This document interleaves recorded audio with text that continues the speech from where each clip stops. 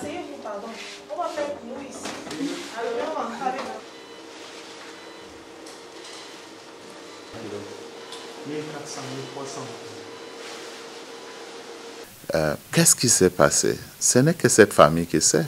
Parce que c'est cette famille qui a été conseillée d'aller pour les réseaux sociaux pour les aider à payer cette facture. Est-ce que c'est parce que il y avait d'autres motifs? Est-ce que c'est la famille qui voulait aussi profiter de ça? Pour ça, c'est difficile pour nous de donner une raison. Mais tout ce que nous savons, c'est qu'une jeune fille de 20 ans, elle ne travaille pas, son mari est Ben Sekiner, ils sont venus, la dame a été opérée, ses enfants sont pris en charge par notre service de néonatologie. On n'a jamais menacé cette famille avec des gros montants ou même les factures à payer. Nous n'avons pas parlé de ça avec la famille. Et aujourd'hui, c'est l'image de l'institution qui est en jeu, qui pour nous est inacceptable. Parce que nous ne trouvons pas peut-être l'humilité, l'honnêteté, ou bien est-ce qu'il y a de la manipulation pour que ça soit ainsi. Mais l'histoire qui est dans les réseaux sociaux ne reflète pas les pratiques de cet établissement.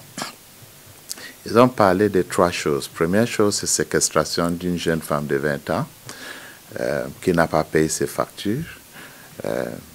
Deuxième chose, pour laquelle je vais vous dire que cette femme n'a pas été séquestrée. Deuxième chose, c'est le montant qu'ils ont donné qui est à 7 millions, qui est beaucoup plus de loin que la réalité.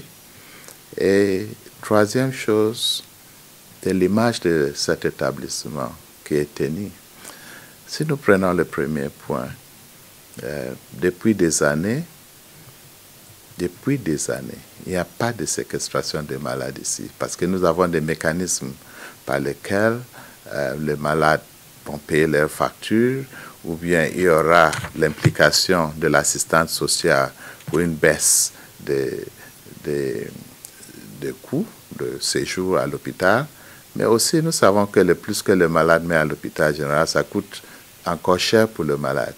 Ça fait que ce n'est pas dans notre politique et c'est contre les instructions de notre tutelle. L'État a investi dans cette institution et vous allez voir cette unité de néonatologie. Vous allez voir le plateau technique, vous allez voir les personnels qui sont là. Vous savez qu'avec cet investissement, ça aide aussi à baisser les coûts de certaines prestations. Et cet service phare de l'hôpital général de Douala ne coûte pas pour le malade autant que ce qu'ils ont déclaré. Le montant de 7 millions, c'est triplé, ont été admis dans ce service dès l'accouchement par césarienne. La maman qui est entrée ici il y a 3 semaines a été libérée 7 jours après une césarienne, où il n'y avait pas de problème. Et nous avons le billet de sortie que vous allez aussi voir. Ces enfants sont dans ce service depuis 2 semaines aujourd'hui, avec un poids qui était très très bas. Et aujourd'hui, ces enfants ont fait le double de ce poids par rapport à leur arrivée, qui fait que je pense que le premier va sortir dans 1 semaine. Quand nous prenons tout ça en compte, vous voyez que l'histoire qui est donnée ne reflète pas la réalité.